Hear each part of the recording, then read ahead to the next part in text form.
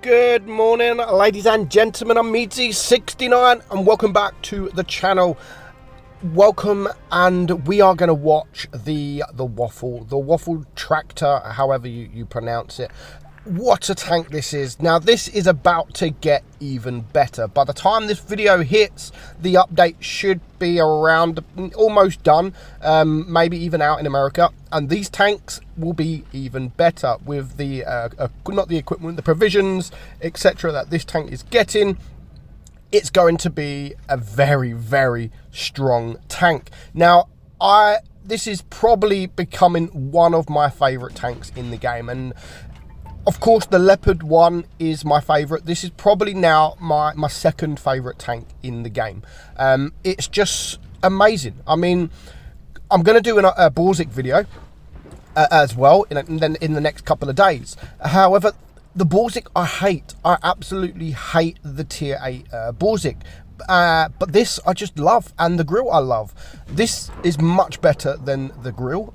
It doesn't have the DPM of the grill, it doesn't have the accuracy of the grill or anything like that, but it's just, I don't know it's just amazing. It is absolutely amazing. The speed's good, the accuracy is good, the penetration's good. Obviously you've got a choice of a few different tier 10 guns. That is totally up to you which one you use. But what I love about the tank is, because it's a waffle, this whole line, it's a HE magnet. The whole line is a HE magnet. Whereas this, the only part you can really sort of HE, like especially medium tanks as such, is the turret. So the hull is strong enough to withstand some HE shots, or at least just get a bit of splash damage. But the tank just feels so strong, and we're going to see my first little bit of damage in the game in a minute. We're going to have an SU-122 come up to the left of me, and he is literally the highest DPM tank in the game. So coming up against him one-on-one, he is going to absolutely destroy me. So there's one thing I can do, and that's just to get rid of him like that. That's the best thing to do with the SUs, because obviously their DPM is really, really high, over 4,000. So the best thing you could do with them is just ammo rack them. Don't think about it, just say ammo rack, bang, and you will ammo rack them, just like I did there. So now I do know that I have an Emil to the in front of me over this hill. Now again, the best thing about this is the gun depression of the tank, especially from the rear. So if you can get yourself onto some ridges and reverse up there, just like we're doing now, then you can get your gun down. And I'm not quite sure what the gun depression is, maybe 10 degrees. I'm not 100%. I haven't done my research before the video, so my bad. But yeah, getting these into position like that now is great, So at the moment I see my standard B is rushing the Emil, so I'm going to rush with him. We are going to fail HE shot into the back of the turret, which is a shame, but you know, he's dealing with the standard B, so I'm not getting focused. He is going to actually take out the standard B, but I think at the moment he is on a reload, and he's just given up. He knows that he's not going to be able to, I mean, he could actually get a shot into me, I don't know, maybe two, but he's just given up completely, and before my team get here, we are able to take him out. Now, we know that there is a waffle there, and straight away you can see we have switched to the HE, and we do get lucky with him. We poke forward, and he actually hits the wall in front of us. But the thing with shooting HE into a waffle, as I've said, especially from distance, you've only got that turret to hit, and because the gun is so big as well, you can occasionally hit the gun. Not as much as the grill gun. The grill gun just gets HE at hit all the time, and it's so freaking frustrating. So we dealt a nice bit of damage there to the enemy waffle, and I know that there is still another waffle left. So we still have the HE loaded. I know that he's at the back here, so we're going to poke forward. Hopefully we can get him before he gets us. He is full hit points. Unfortunately, he does HE us as well. I beat him. He only does 991. I do over 1,000.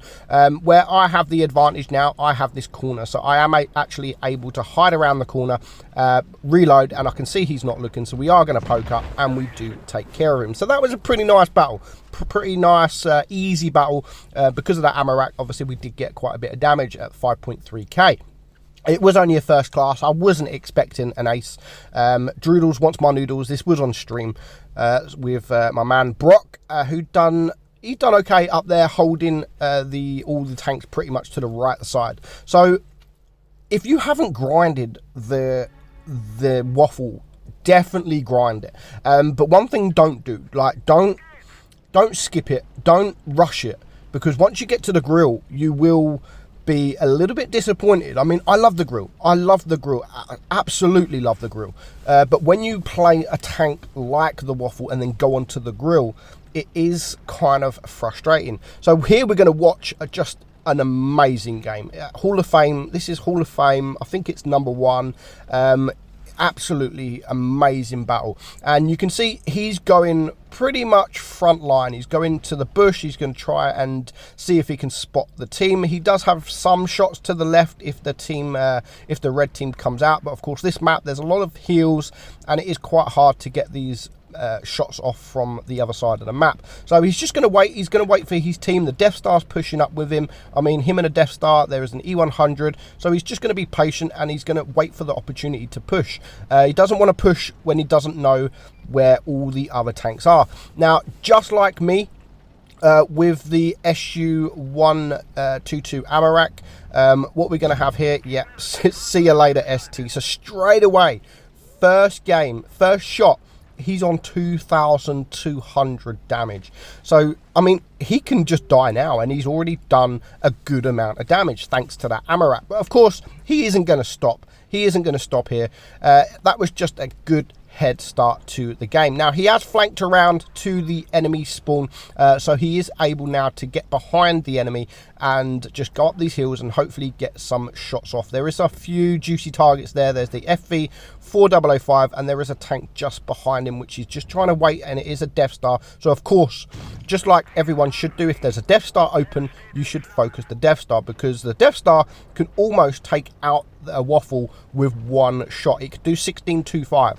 I mean, you're going to be left with around 70 HP, and that's if he doesn't put you on fire.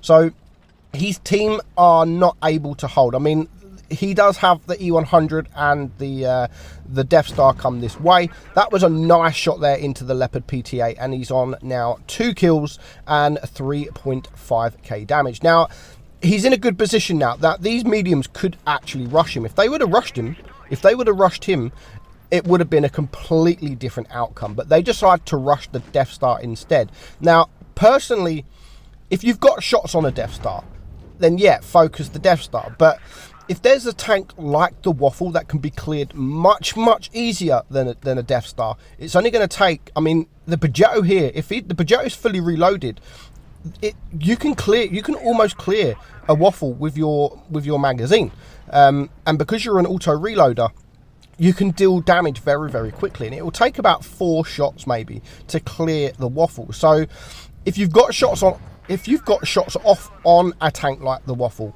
I would want to deal with a waffle more than I'd want to deal with a Death Star, because of the DPM. The Death Star, yes, it could do big damage, but it only can do big damage if you give the damage to the Death Star, if you show it the weaknesses, and of course, if the Death Star shoots you, yes, he's going to do big damage, but then he's on a 20-second reload. However, the waffle can do just as much damage, and it's only 11-second reload, and he's a lot quicker than the Death Star. So in these kind of situations, I would focus the tanks more dangerous, and theoretically the waffle is actually more dangerous than a Death Star.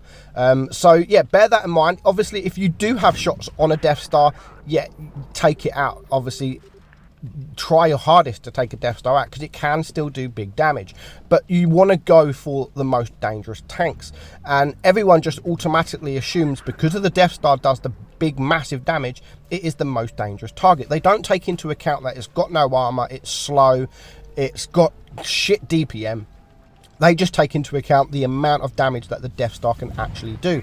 So needs 93. He's now on 7.9k damage with 2 tanks left alive, and that is the Death Star, and that is an Object 704.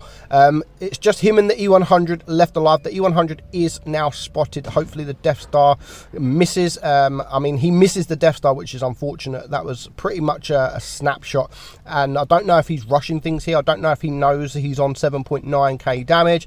I don't know if he's ever done 8k, so he might be looking at that and thinking, one more shot and I've got 8k. So he is now spotted now, which is, I hate this kind of situation when you're in a grill, waffle, Borzik, when you're spotted and you've got no idea where the enemy team is. So again, he's going to snapshot the Object 704, trying to get that damage, and things now are just not going his way. The Death Star does take out the E100, so he knows he can poke the Death Star because he's on a reload, and the Death Star does decide to move forward, and he does take out the Death Star, putting him now on 8.3k damage, and it's just him versus the Object 704. Now, he's not going to take anything for granted because the Object 704 can still clear a waffle in one shot, so he's not taking any risks.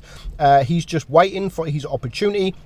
And of course, he's in the perfect position now where he's the other side of the hill, and for the Object 704 to get him, he's going to have to poke up, and of course he doesn't have 20 degrees of gun depression, so he's not able to get that gun down. And again, because of the speed of this tank, he is able to now get down the hill and get behind the rock, and now he's just trying to bait this guy. He's already on 8.7k damage.